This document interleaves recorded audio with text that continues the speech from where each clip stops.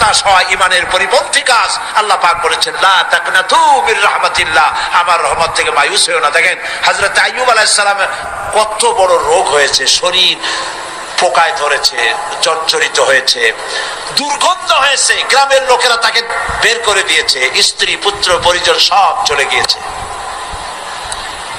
এমনকি জিহ্বায় যখন পোকা ধরল, হযরত আইয়ুব আলাইহিস সালাম আল্লাহ রাব্বুল আলামিনের দরবারে ফরিয়াদ করলেন, আন্নী মাসসানিয়াদ-দুররু ওয়া আনতা আরহামুর রাহিমিন। আয় আল্লাহ, আমি অসুস্থ হয়ে পড়েছি, আমি রোগাক্রান্ত হয়েছি, আর তোমার নাম রহমান রহিম, তুমি আমাকে রোগমুক্ত করো।